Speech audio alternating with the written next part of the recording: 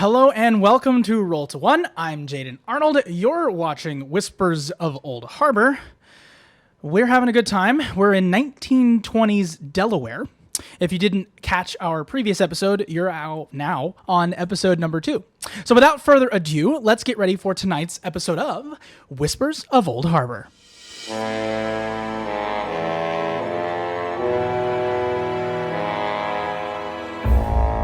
All right.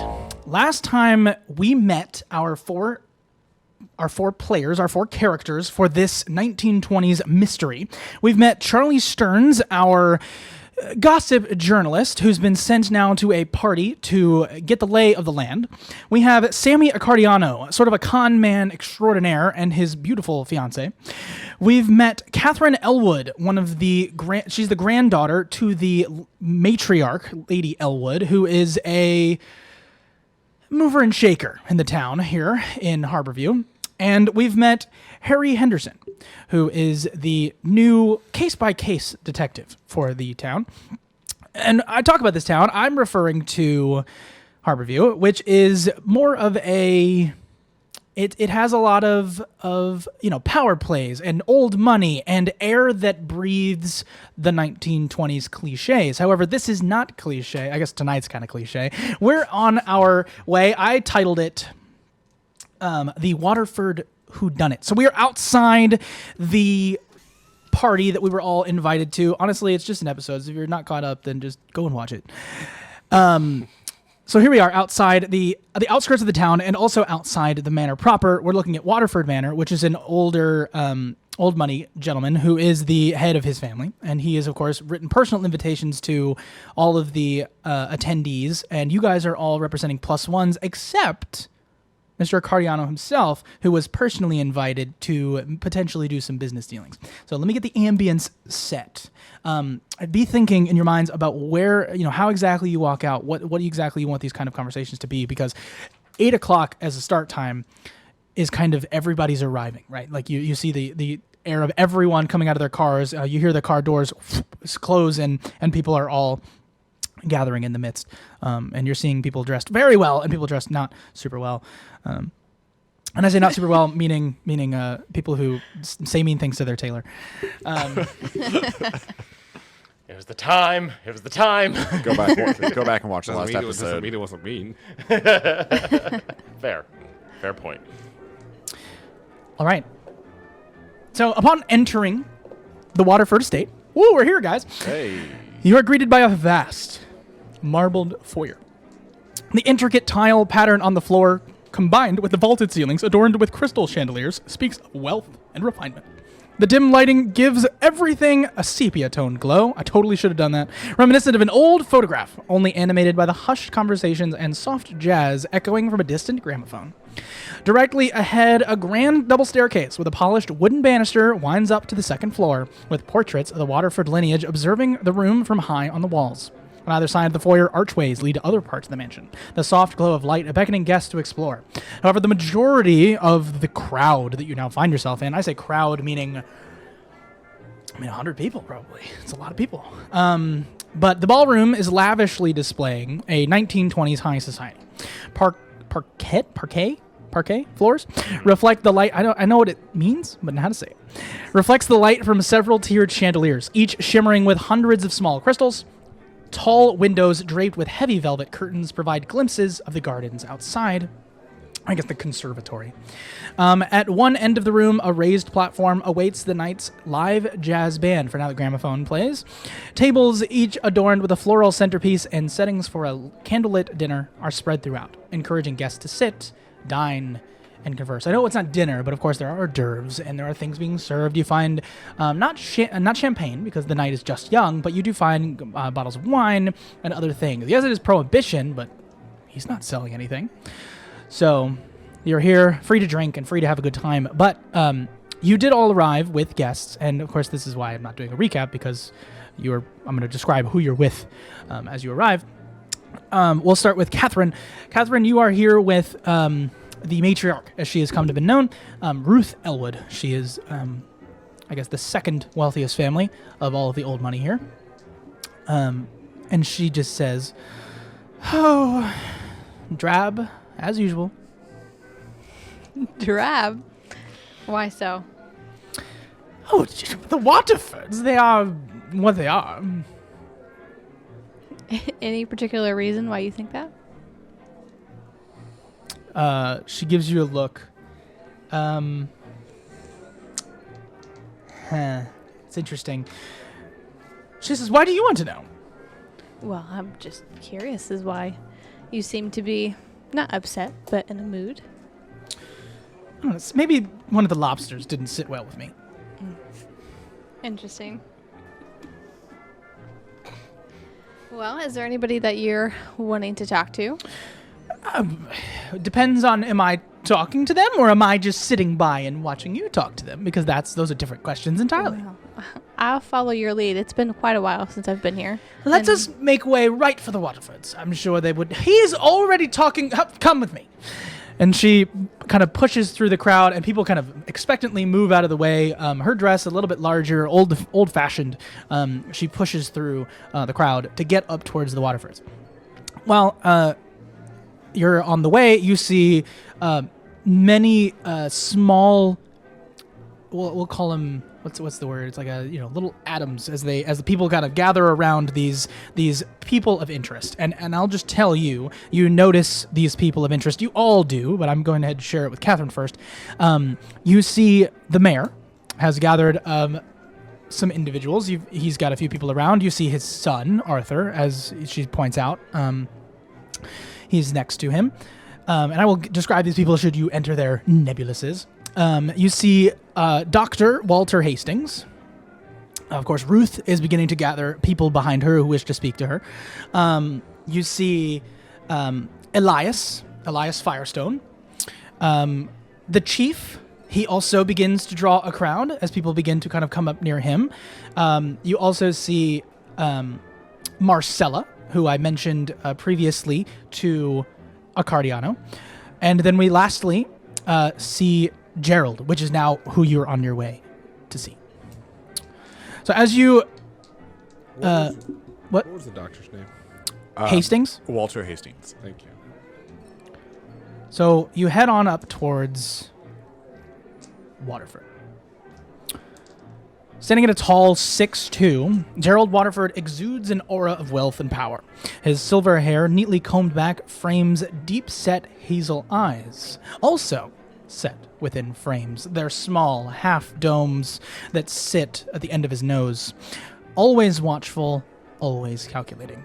Dressed in a tailored suit with imported cufflinks, his presence in a room is felt, even if he remains silent, currently listening to a lovely young man who is, and I say lovely young man, meaning he probably doesn't matter to him. As you begin to, just being you, notice that he is disinterested in the conversation, as he almost, as if he shoved his hand in the face of the person he was talking to, just turns his head slightly to the oncoming Ruth Elwood, who catches his full attention. And she says, I have someone you need to meet. And Gerald says, who am I meeting? Who am I talking to? And you're immediately just pulled and sat still next to Gerald Waterford, and he says, Gerald, and extends his long hand. I'll shake his hand and introduce myself as, I'm Catherine Elwoods. If you notice, we both kind of coughed with stuff in our throats. The air is smoky, and we're all kind of taking that in, as almost everyone here of wealth, almost every man has a cigar in his mouth, talking with half mouth in this, you know what I mean. And noticeably, Waterford does not. Mm-hmm. But he does cough in the midst of all the smoke, recognizing that, yes, he'll never get that smell out, but things must be done. So he looks at you and says, and your father is Kurt? Correct. Good boy. I haven't seen him in time. How is he? I'm guessing he's good. Guessing? Does he know you're here? No. We're not. I haven't spoke to him in quite some time, but I'm sure my grandmama will eventually maybe say something or so. Oh, no, I'm not saying anything. You know me. I'm not a font of gossip. I'm not. And then he just goes, yes, of course you're not. How is the business? Are you fine on the new land? And she says, as soon as I can get men from the Sinclair Promenade, I'll begin construction on the new docks. I'm trying to make more money than you. Good luck. I'm making it my... He pipes in, good luck. He says, I'm going to crush you. And she goes, can't wait. He winks softly. They're on the same side, but tensions are high. And then he looks to her and he says, is there anyone else you're trying to meet? I'm sure I can make introductions. And she says, well, we want to meet the Somers family, specifically Catherine. And he says, looking to shake things up, huh? And she goes, yes. You see right through me. And he goes, yes. Sure, we'll make introductions, but I will not be overly kind. I'll just be plain and simple. She says, oh, come on, it's dear Catherine. You remember her when she was but a girl. We met maybe twice. Fine. Come with me. So you guys begin to walk that way towards the Somers. All right, so you guys just walked in, the three of you, obviously all at the same time. As the crowd pushed you through, you take glimpses of who's in the room. I mentioned these pockets of people. Which pocket are you meandering towards now? Or you can do your own thing. Do not feel my tug of the narrative. Do your own thing. I will start at Marcella. Oops. With Lilith at my side. Just let the world see who you all are. Here we are. So you're going with Lilith to who? Sorry? Marcella. Marcella. All right, so I will give you a brief description of Marcella. So many characters. All right. Marcella Copperfield.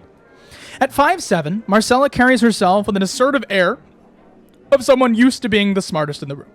A sharp bob of chestnut frames her determined face, and her hazel eyes always seem to be 2 steps ahead.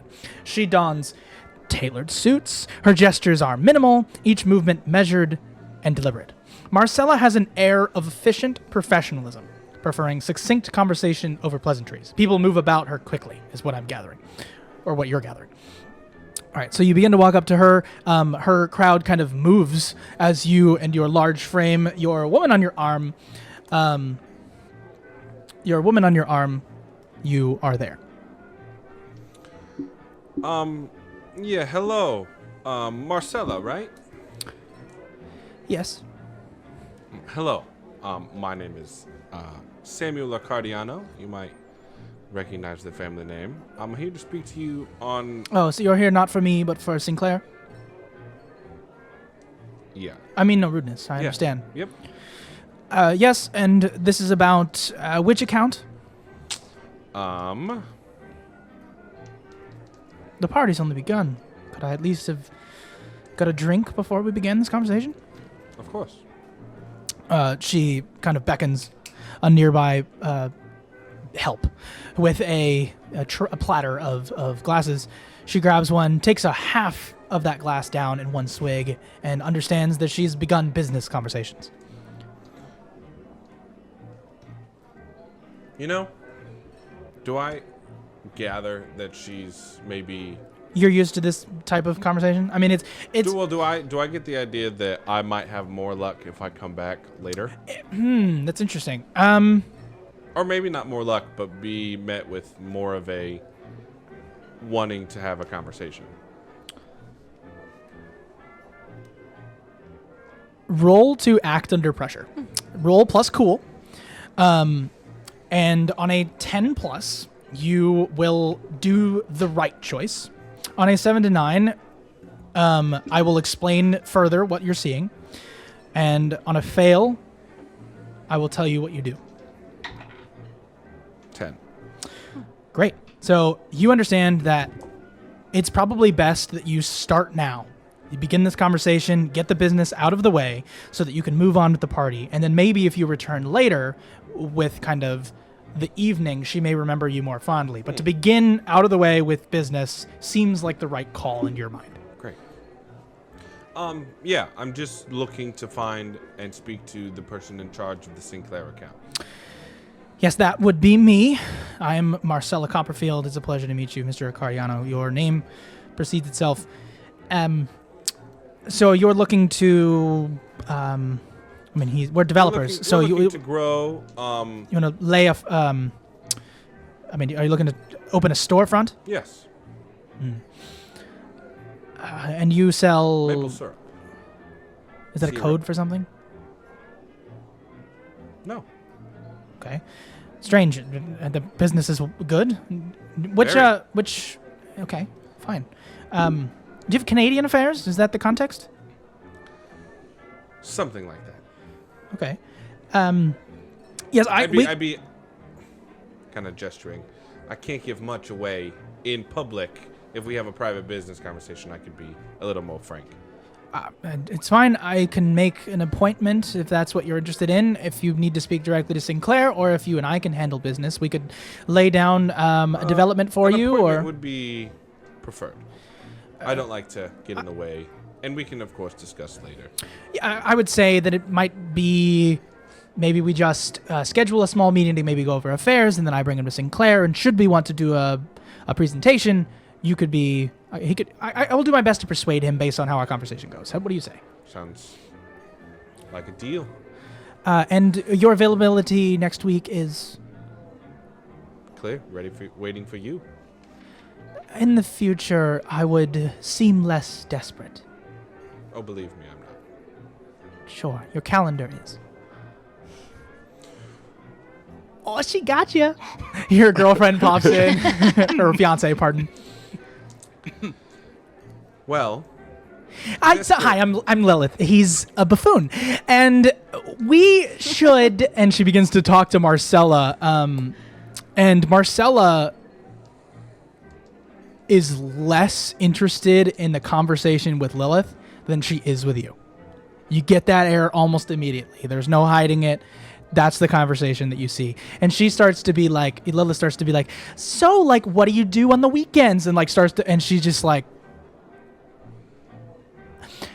it's nice to meet you, Lilith. Like, the end of their conversation is, like, no response to any of the questions or the pushing. It's all just, thanks. And she says, what do you say, Tuesday, 2:15? perfect. Eat lunch before. And she walks away. And her nebulous moves with her. All right. Well, that could have gone better. Yeah, probably. I would say My appointment's what we wanted, though. we got the appointment. That's what you want. You like your business transactions. I'm okay seeming desperate because then, should something go wrong, nobody suspects me of anything. Of course, aside from my size. Right. I'll just make sure that there are holes in them afterward. If we need it. Yikes. I will kind of then head in the direction of Gerald. All right, Gerald, so you're going to converge on that Yeah. conglomerate, for lack of a better word. All right, so our news report. I'll get to our detective last. I feel like whatever you do is going to move mountains. So I'm just going to cut to our gossip journalist first. No pressure. Charlie, you are looking for who? I am going to be.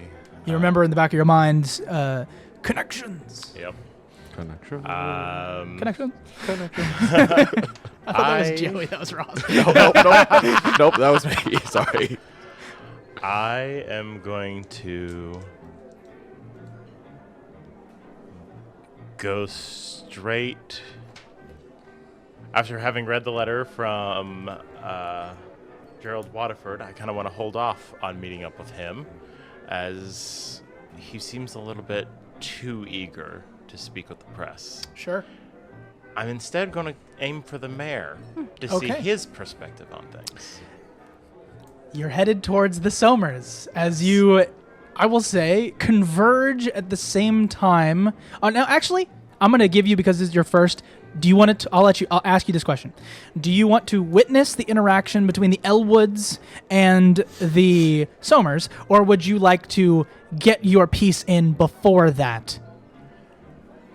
I would think primary thing upon entering is going to the mayor. So probably when my conversation ends is when. Well, because if you remember, over. she goes and talks to Waterford first. Yes. So probably towards the end of my conversation is when they're coming up. I love that. Yeah. We will do that.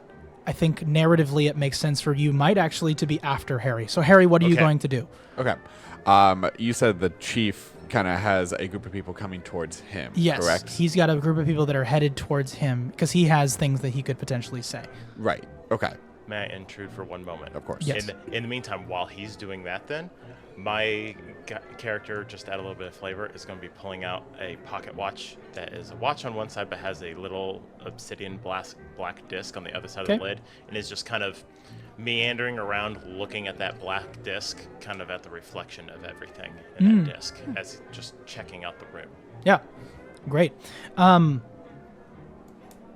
for interrupting. No, you're good. Can that roll to investigate a mystery, Okay. but don't tell me what the roll is until after we're done with his conversation. Okay. Okay. Okay. So yes, since I am new to town and I am still figuring out everything in the town, who's who, I'm going to stick around the chief for now and see who approaches him. So, yep. So he is approached by whether it be political officials or wealthy people who have funded his campaign. You see, or not his campaign, but like the mayor's campaign, and like the shared friendship and all the things and all the tough work you're doing on crime. And what about the red light district? Like, what are you doing there? Like, what's going on? And just immediately conversationally, there's not a whole lot of prying going on. But there's a lot of like surface level conversation. But what I will do is I will read his description for you so that you can be made intimately aware of all the things that you notice just at a glance. So Chief Strongwell, he stands at an imposing 6'2", similar to Waterford. His broad shoulders and muscular frame fill out his police uniform in a manner that commands attention. His hair, a dark peppered gray, is neatly cropped close to his head, contrasting with his deep-set, calculating brown eyes. A thick, grizzled mustache covers his top lip, making it hard to discern when he's deep in thought. Often seen wearing his decorated police hat, his appearance exudes authority. However, the subtle gold cufflinks he sports and the occasional glint of an expensive watch peeking beneath his sleeve betray him. So you become immediately made aware of those things, and also, of course, witnessing the conversations with some of the wealthier individuals. Why the ham sandwich is the police chief here goes through your head. Yeah. Your detective mind. Okay. Gotcha. So, Chief, you get invited to these types of parties often? Yeah, I occasionally. It just depends. Of course, tonight's event, we're supposed to save this piece of historic land. Not sure if I'll be donating, if that's what you mean. Oh, I was just curious. I mean, oftentimes you don't see police chiefs be invited to stuff like this. I know you're super important in the town, you mover and shaker, but you don't always have a whole lot of money. Also, this place seems to be kind of bustling and all that. Why are they going to be tearing it down? Oh, no. We're at the I understand you're new. We're at the Waterford Manor. The Harborview Manor is what we're trying to save. Gotcha. Okay. And why are they going to tear that down? What's going on with that? It actually has more to do with the development of Sinclair. His encroachment upon that land has led to a sort of debate, and the mayor fully supports tearing it down. So Waterford, of course, being the good man that he is, I guess we'll say, is trying to save this historic site. Oh, okay. Gotcha. And which one's the mayor? I'm sorry. There's so many people here, and I'm just trying to figure out who everyone is. Who's the mayor again? That would be Peter Somers over there. Somer. Which one is he? So he points to the one that, in this context, you would be talking to. Gotcha. Okay. So I feel like that's a wonderful segue. Do you mean anything else you wish to say? I mean, I was just gonna get more information, but if it's a good segue, It's a good segue. What information are you looking for? I'm just trying to get an idea of kind of what's going on. Just an idea of just gathering information. Nothing specific off the top of my head. Just gathering all the information that someone new to town and is going to be kind of investigating things. Why don't you roll for me? I know it doesn't quite. These rolls are interesting. Okay. And obviously they're called what they're called. Go ahead and read a bad situation, which is Okay. where you'll roll plus sharp. Roll plus and sharp, okay. don't tell me what that is until after he's done. Okay. So what did you roll for your investigative mystery, Charlie Stearns? 12 plus 1. Wow. So that is a 12 plus. Did you have in mind your 2 questions you wish to have answered? So now, obviously, these are... You can play around with these a little bit. They're not quite as... a lot of people, it's like very Monster of the Week is what the Yes. game is. So these, obviously, what sort of creature is it? Okay, that doesn't necessarily pertain, but Yeah. you could sort of flavor it in your best way. So what kind of questions appeal to you? You can hold them. You don't have to ask them now. But what you were doing was... Observing to see if there was any entities present at Correct, the party. which I made you roll for. So why don't you go ahead and tell me one of those questions, as one of your glints makes itself known. Who is... So one of the questions down there, because it is in fact yes, an yes, entity. yes. Yes. I think you get to ask anybody anything. One hold can be spent to ask the keeper one of the following questions. This is investigate a mystery. On a 12 plus. On a 12 plus, you may ask. Yes, you will absolutely do that. Yeah. Thank you. Hey, we're playing together. Yeah, We're yeah. learning this game. Yeah. I want him to learn his stuff. New system, new way of doing things. Yeah, I love it. New players. You said there's a glint that is known. Is there... who in particular is this entity or entities close to? All right, so in a conversation with Copperfield's standing over in the corner by, let's say, a mirror. And as you're looking over by the mirror, you see that there's some sort of a shimmer, a opalescent shimmer in the direction of her conversation that she's currently having with Sammy Accardiano and his fiance. And I just kind of give an exasperated breath about that one and continue to scan, and I'm going to go ahead and burn up my second one. Okay. You can ask any question, obviously, but also you yeah. could ask those.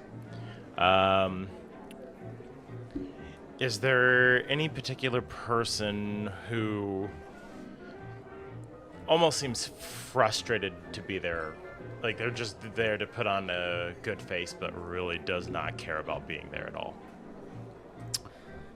It's a good question. Let me look down real quick. I have things. I will tell you, Dr. Walter Hastings does not seem to be enjoying this abode, this Okay. event. Okay. Cool. Now, the conversation as you are... that was as you were walking, but now you're speaking to the mayor. You walk up to him, and I will describe him as such. Of course, he is, standing by his son, which has another description. And I'll go ahead and give the mayor first here. Mayor Somers, he's a robust figure, standing at a proud 6 foot. With a portly physique, he often fills the doorway before entering a room, yet moves with unexpected nimbleness. A full head of dark curly hair contrasts strikingly with his beginnings of a white beard, giving him an air of wisdom and authority. His round face is often seen in deep thought, with a pair of deep-set hazel eyes, constantly observing and evaluating. Dressing perpetually in an impeccably tailored three-piece suit, Somers never misses an opportunity to flaunt his golden watch chain that stretches across his waistcoat, a sign of his affluence. The mayor's hands are plump, yet dexterous, as I mentioned, adorned with a ruby ring signifying his office. Although he presents himself with an air of joviality, a hint of sternness in his gaze betrays the political battles he has fought and won. He is a man accustomed to power, and his charismatic presence dominates the room. He's standing by his son. Would you like me to read that now, or would you like to directly speak to the mayor? I mean, if you want to give just a general description of his physicality, because I would observe him as I'm coming up to speak to the Yeah, Arthur Somers stands at a lean 5'11", inheriting his father's strong build, but streamlined by the physical demands of his fishing enterprise. His dark hair wavy like the waters he's built his empire upon, noticing it's a little straighter than his father's having the harsh curly hair. However, this hair is pushed back with more of a casual air. His deep eyes mirror the ocean's depths as a kind of a, I would say, blue-green, constantly shifting between the optimism of a bright horizon and the shadows of unseen threats. Often dressed now and currently dressed in maritime blues and crisp white, he is subtly paying homage to a world of sea commerce. An intricate anchor pendant dangles from his neck, symbolizing both the industry that he works in and also an anchor to his father's legacy. I step forward to the mayor and I go, Mayor Somers, it's a pleasure to meet you. I am currently working with Mr. Grimes at the Gazette, and I just wanted to say congratulations on, I assume, another year in position, and wanted to speak with you about some of the up-and-coming developments that seem to be just bringing so much, what's the word, optimism to the town. Well, I thank you for your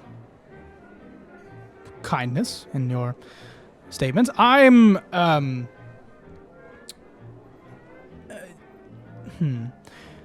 here with, of course, my team and all of the people that I care deeply for.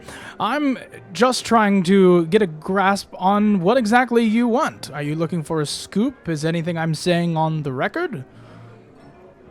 About the only thing that I plan to hold on the record, sir, are any opinions or outlook you might have on this new Sinclair development coming in. Other than that, it is purely social conversation. Well, I appreciate your plainness. I'm excited about the Sinclair development. On the record, of course, he's a very good friend of mine now. Looking, however, at his development, I believe that we should keep this historic development, this historic building in Harborview's skyline. I think it's a wonderful manor. Having been there myself, I think it's plain and simple worth keeping around. Sort of a symbol of the heritage, the past looking into the future kind of thing. Can you write that I said that? Your words, not mine, Mayor. Thank you. Yes, now that we move on to social, hopefully, is there anything else you need to know? I'm terribly busy, and I will be donating tonight's event. I'll be sure to note that as well, sir. And then I put my notepad into my pocket and go, purely social. This is my son, Arthur, and he looks at you and goes, "Hi, I'm Arthur." I put out a hand and, pleasure to meet you. Thank you. Is there anything you wanted me to say on the record? This is kind of my father's last year in office. As a matter of fact, since you are a legacy and appear to be a strong and rather popular kind of observing people around looking at the mayor and Arthur, and popular pillar in the community, it would be good to hear the younger perspective of the current events. So go ahead and pull up my notepad. What do you feel about these things? To put it plain and simple, I think this whole thing is bullshit. Oh. And then Peter looks at him and he's like, "No, don't say anything rash." And then he says, "No, I think the Waterford party's a front. I think the damn manor's a front. I think it's all a front. I think we're all going to get screwed over by Sinclair, and I think it's all just waiting to come down on us." And I will not be running for office, and my father is an idiot. So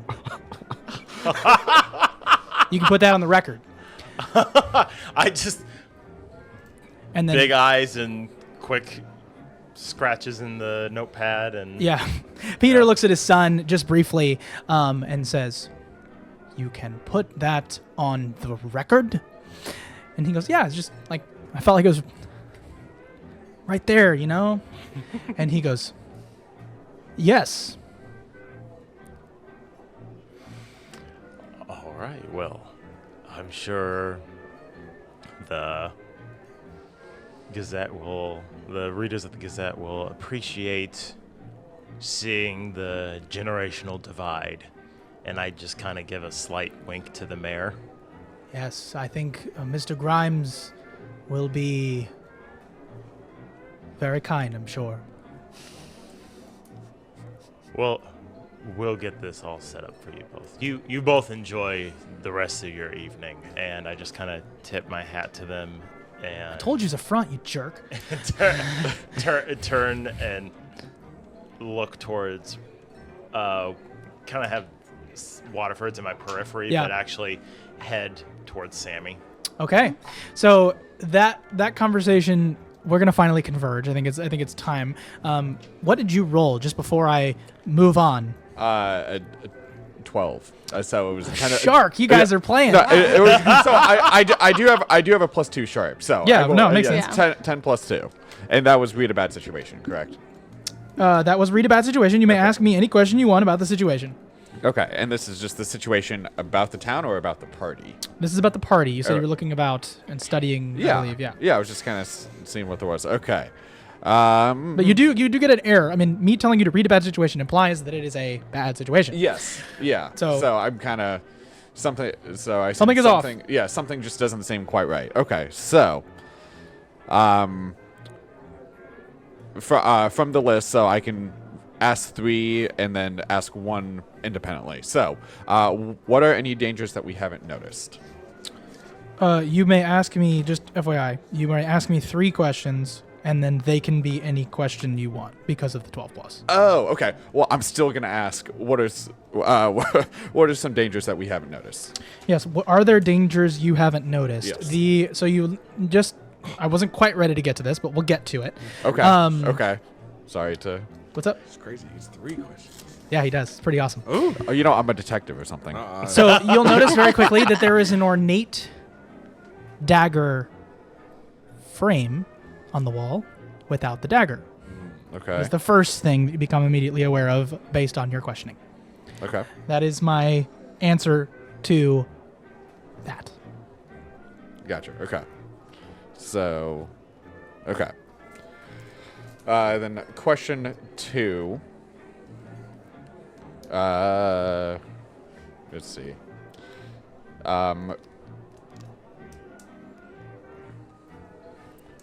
Who in the room should I be keeping an eye on for the bad situation?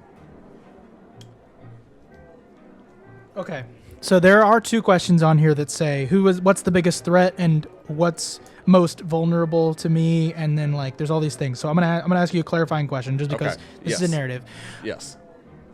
What does that mean? Are you looking for a dangerous person or a potentially vulnerable person? Dangerous person. You're looking for a dangerous person. Yes. Just if I have the feeling off and I notice The dagger is missing. the yes. dagger's gone, who should I be keeping an eye out for? You should be keeping an eye out. One person that seems potentially dangerous as you scout the room is someone you know has not been caught for harming people before. You make a glimpse Okay. at Sammy Accardiano at the other end of the room, you knowing him well.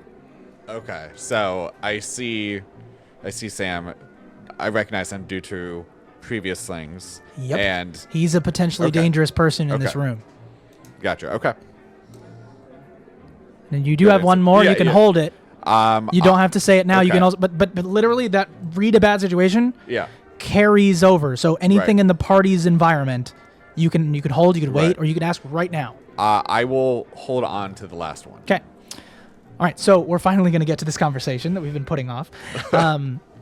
As Ruth Elwood pulls Gerald Waterford, and Gerald Waterford pulls you, to do an introduction with the Somers family.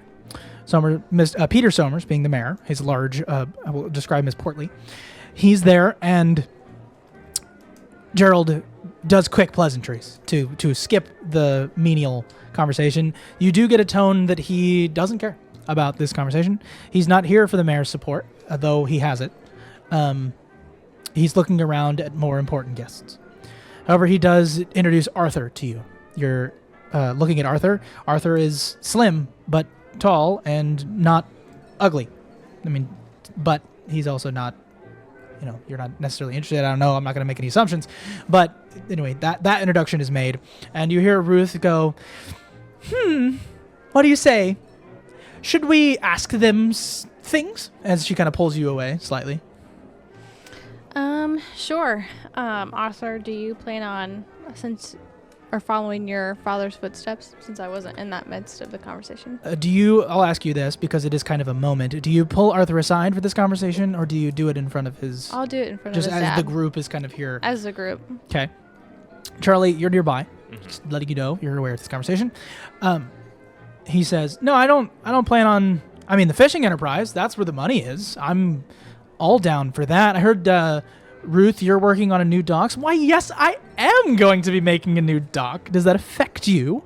And he goes, I would hope for a business transaction that it might affect me, as that would open up more avenues to bring things to the fishmonger's plants, to the things that we could potentially process more, and obviously the prosperity of the town benefits. Arthur, it's fine. Yes, you can use the docks. And he's like, great, thanks. But no, I don't plan on running for mayor. Is there a reason why? Well, yeah, because politics is for schmucks. Fair. Peter, again, is just like annoyed at this, but probably has seen it said once or twice. A son born and raised in wealth, your father being potentially one of those men you don't necessarily look up to.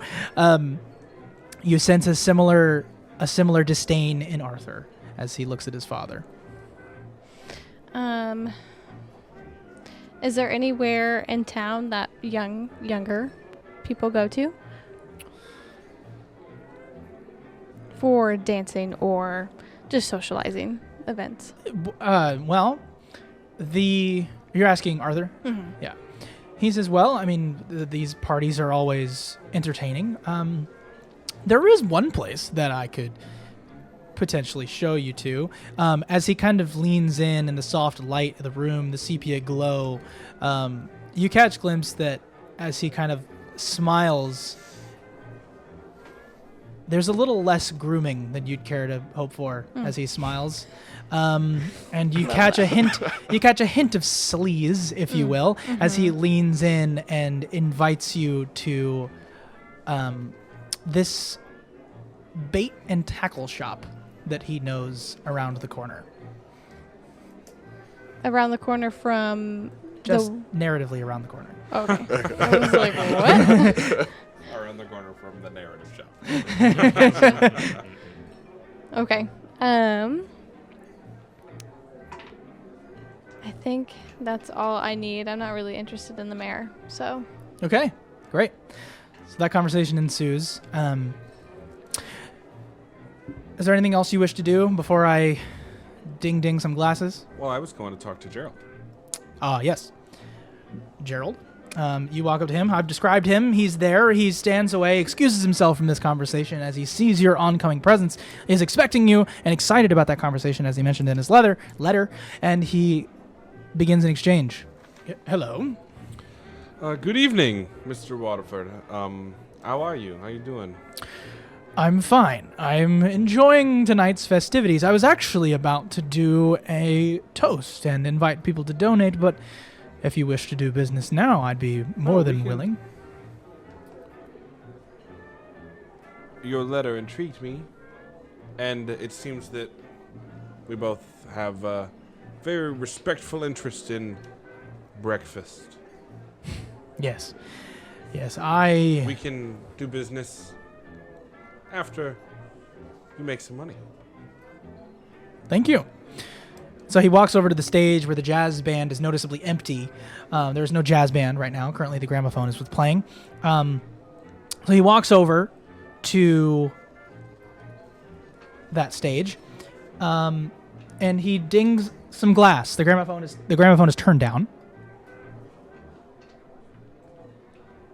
And people get quiet as they all look up towards Gerald. Let me pull up my Toast. scripted event. Tonight we gather together not only to celebrate, but to defend our legacy. The mansion, only but a few miles away from here, stands as a testament to the rich history of Harborview, with its bricks holding many stories, some of which are whispered in hushed tones. Let us unite in protecting it. Any donation made tonight will be recognized with a reward. A simple exchange, not transaction, of exclusive bottles from my personal collection. We thank you wholeheartedly for your contributions. A soft applause in the room. Oh my gosh, wow, yeah, okay, cool. As they all are entertained by his proposition slash not so subtle Right. announcement. All right, and the party kicks back up. Did you want to resume our conversation? Yes. Unless there are a bunch of people that start to swarm Gerald, in which case I'll kind of just stay next to him menacingly and wait for people to stop talking. There's enough of a conversation that like he's not necessarily going to be approached. It's sort of he just kind of anybody that comes up, he's like, "Thank you for your contribution." There's a box in the corner. Like it's all that kind Great. of like it's very simple. Nothing that's overly needs to be explained. Great. So, what are you looking to accomplish? How many kind of left and stuff? How many pancakes are you wanting to top? If we're just gonna jump straight to it. Obviously, I have ways in contexts like these. I have ways of these opportunities only come every so often to get directly to the, as we've said multiple times tonight, the movers and shakers of our town. We can move potentially. We can make larger donations to the town and saving its historic nature. Old Harbor must be saved despite the whispers, but we, of course, don't always have the brightest lights, the soft glow of firelight to illuminate our things we wish to do. So instead, I have put the place that we are saving is very important to me. And it represents more than just history to me. And should you be interested, we can speak later about said historic nature of the establishment. Yes. Yeah, that sounds like a great plan. As we serve many bacon, eggs, all things there. But we That do need sounds- syrup, and I am aware of your family's associations. Oh yes, we have many different qualities of syrup at many different price points. Of course, we will discuss that privately, maybe more privately, unless you wish to proceed now. Honey. Your Lilith like kind of pulls at you, just like politely. Henderson has now looked at you. Just want you to know. Who is Henderson? Oh, he's a PI that doesn't know how to do his job. Oh, is that the Chiefs? Wow. Okay. Is that the Chiefs' new hire? I don't know. All right. We can have our conversation whenever you'd like. I'd be very willing to sit down and have a wonderful spread of breakfast. Two of the most private locations in this area would be my study, or we could speak in the conservatory. The plants seem to absorb a lot of sound. Amazing. How do you wanna? I'll just come up and find you. I'm sure that. Yes, the night is young. It is almost 9. We'll be fine. Yeah. I'll leave you to it. Do you have any? No, I hate to do this to you. I got some friends outside. Anybody you don't want here, just let me know, and we can escort them out. I mean, I have plenty of people I don't want here, but in the way that you're I'm assuming you mean, I appreciate it, but I will I don't not. mean on any mortal level. I just kind of mean forceful. Ah, yes. Okay. Nothing that would end. Sure, I understand your meaning. Listen, here in Harborview, we could be much more plain. I'm not going to beat around the bush. I don't need anyone killed. And Do you want anybody gone out of the party? I don't want to kill anybody tonight. no, I think it's fine. I'm not particularly fond of Elias Firestone, but he's a means to an end. All right. So Sounds- no need to kick him out, but should he prove annoying after my conversation I need to have with him this evening, then maybe I'll need your. Well, I'll have a conversation with him too, just to see what he's like. Sure. Thank you. Yes, the box of donations is over in the corner. I appreciate your contribution. It seems that I'm needed. Yes, but, yes. Wish you well. Good to see you. And it sounds like you have a problem that you need fixing with the detective. If you need anything, let me know. I will. Thank you. And the two of them And disperse. as kind of that happens, reflecting on the conversation, I've heard a lot of talk of whispers. Yes. Can I just kind of like look around and see like if there's anything shady? Like obviously there's Sammy is no stranger to codes. Yeah, read a bad situation. Great. All right. Anything anybody else wants to do? Before you do something, Yep. or okay. Just as there's like, it took me too long to get over there to talk to Waterford before he runs off to Firestone. I'll say Okay. But since they were converged. No. Firestone and Waterford are not going to speak right now. Oh, okay. They're speaking later tonight. Okay. Well, I start heading up like I'm donating. You want to talk to Waterford? Fine. And first I'm gonna bump into Sammy. Mm. I'm gonna have an onyx ring on my hand. I'm gonna turn wrong side in, so that way the gemstone is on the inside of my hand. And I'm gonna bump into him and be like, "Oh, sorry, young man." I'm gonna touch him to repel the entity that I saw. Sure. Go ahead Yours, and I'm large. go ahead and I act get it. under pressure. Actually, no, I lied. Roll to help out. Roll to help out. Yep. Okay. That Yeah, it's not necessarily. Plus cool. But it's still plus cool. I mean, it's this, I get- you actually just- this is being act under pressure, according Act to under what pressure? my brain would say this is. Yes. Okay. Roll plus cool. Would it be You can also use one of your moves. You can always tell me. I just don't know your moves off the top of my head. my cosmic insight? I never have to act under pressure when it comes to fear, despair, or isolation. That's fair. Yeah, I'll just say you dispel it. Okay. But I mean, unless you wanted an amazing effect, it No, will just it's just dispel it. no. If it's just a glimmer, it's not a full entity. Just poof. Yep. All right. Yeah. You feel nothing, except for his hand upon you. Sorry, I'm a large man. I'll stay. Just kind of give me a little bit of bark next time if you walk by me again. Can Just do. keep walking. Okay, now you are on your way. That was a wonderful exchange, but you were on your way to Waterford. I feel like I'm ignoring you guys. Is there anything you wanted to do? Well, before all the Firestone stuff started, I was planning on approaching him after kind of the talk, just because he is the guy who's kind of hired me for the town. Correct? Yeah, you can talk to Elias first. That's Yeah, fair. I feel like yeah. that's totally fair. Yeah. Okay. So Yep. so that would be right after the speech. I go up and chat with Elias. Yep.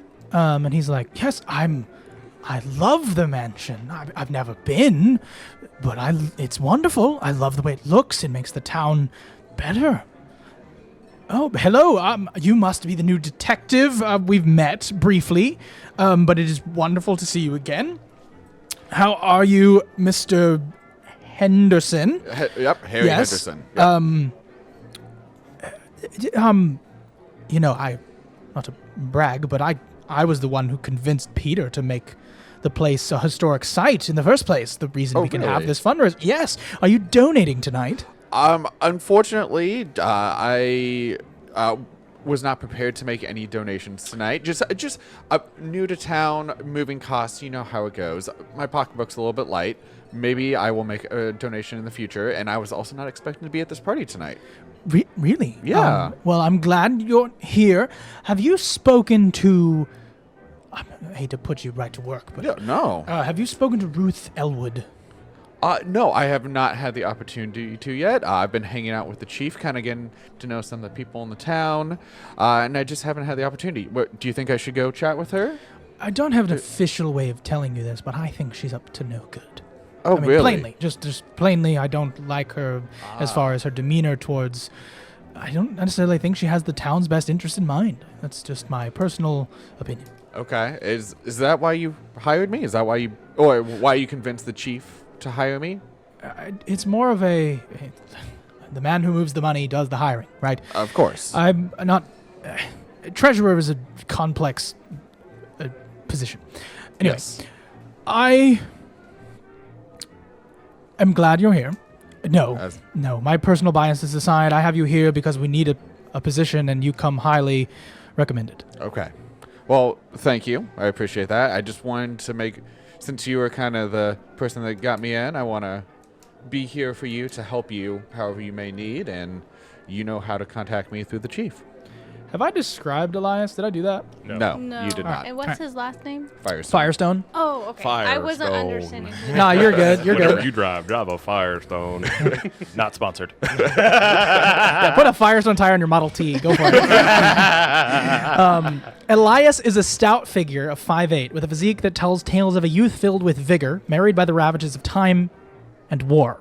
Broad-chested with arms reminiscent of manual labor, age has introduced a softness around his midsection, a nod to his years in administration. His weathered tan skin hints at countless hours outdoors, perhaps maintaining Harborview's landmarks or reflecting on its history. His once dark hair is now graying, receding, and contrasts sharply with deep-set brown eyes that simmer with intensity and melancholy. His chest boasts medals like the Purple Heart and Silver Star, marking his valor and sacrifice, while around his neck dangles a worn leather cord holding a cherished medallion. This piece might be a family heirloom or perhaps a symbol of his undying commitment to Harborview. His clothing, nonetheless, is slightly antiquated, and suspenders and always button shirts. They're impeccably neat. However, his shoes, polished to a shine, betray traces of a man of many a journey. The thick, curled mustache lends him a distinguished air, and is evermore, though deliberate, speaking deeply connected to the people he's talking to. You've even noticed it now that there's kind of a joyful glee, and he's kind. So his questioning of Ruth is likely more playful than anything else, as you kind of gather by just the way he looks. Okay, so it wasn't I think that she's a bad person. Just like, No, just keep an eye on her. Keep an eye on Ruth. Okay, Yeah. okay, gotcha. Very different. Yeah, read, no, and that's- based on what you said. And that's you read it however you want. Okay, yeah, fair enough. Okay, so you talked about that medallion. Can I look at that medallion and can I analyze it, like just during the conversation, just to kind of figure out a little more about it? I'll ask you this question. Yes. You have investigated a mystery. You've looked at things in this room. Do you want to spend one of your holds to find out more about that medallion on his neck? Sure. Since I do have one hold. So, yes, I will ask about that medallion. What is the question? Can you describe the medallion? Yeah. I mean, I sort of did, but I'll give you a little bit more of a benefit of the doubt. You just said it was a medallion that may Yes. be The something medallion with- has it's a fancy, ornate anchor amidst a sea, like a violent sea, right? It's kind of carved against the back of it. The medallion on the back, you catch glimpses when he kind of turns in excitement. Spending your hold, you almost fate seems to show you its back, and it's something in writing. but as it kind of is carved, it's to my dear Elias. And then the name almost seems to be carved out of the back. So whoever it was given to him, he has since removed the name. Okay.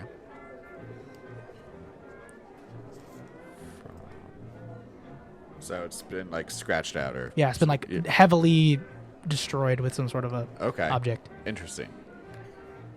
Seems interesting, you say. Internally, I think it's interesting. And as a player, I find it very interesting. But keep in mind he also has the Purple Heart and Silver Star on his chest as well. Yeah. Just for the people who are like, oh, medallion, but like also it's not like uncommon for him to wear jewelry of that Right. nature. And as a veteran myself who was in World War I, I'd recognize those, and those one. Yeah, so you Cosmic almost wonder which one of his limbs are fake. Like, you know what I mean? Like, it's that kind of a Yeah, question. yeah, Well, that's yeah. what do you mean? It's a Purple Heart. Like, here he is. Yeah. So you just to let you know, yes, one of his legs is fake, and he's masking it quite well. Okay. Good to know. Just for you being you, yeah. sure. Yeah. Me? I mean, is there anything you wanted to do? I'm just kind of No, just like, well, Mr. Firestone, I'm sure we'll be able to chat more in the future. Thank you for your time tonight, and again, if you need me, you know how to contact me.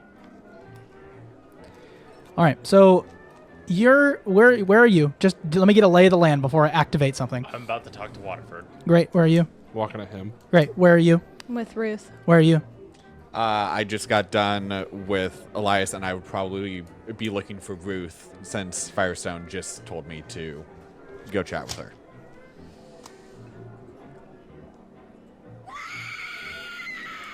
A woman's scream is heard from the nearby study. Run then. The ambience is going to kick down, and I'm going to change the music.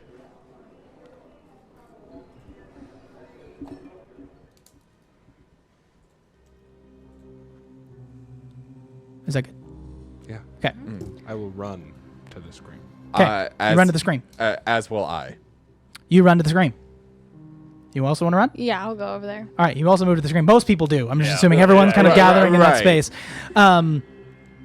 As you see, nestled away from the main area, the secluded study is a reflection of a person's need for solitude amidst grandeur. The walls, lined with the dark wood paneling, are adorned with various certificates and a few personal photographs, showcasing both achievements and moments of intimacy. A massive oak desk, polished to a mirror sheen, dominates the room, its surface littered with papers, inkwells, and quills. A green-shaded banker's lamp casts focused light on the desk. This is what you see when you immediately walk in the door. Yeah. Facing the desk is a set of tall windows with heavy drapes pulled aside to reveal the estate's sprawling grounds. A fireplace to one side offers warmth, while a couple of leather armchairs provide comfort for any visitor invited to the private space. Of course, there is someone sitting in one of those chairs, and they are slumped over to the side, probably dead. The woman who has entered the space first has screamed as she now tries to shake the individual in the chair. You guys all know this individual, or at least some of you have met him personally. This is in fact none other than Peter Somers, the mayor himself.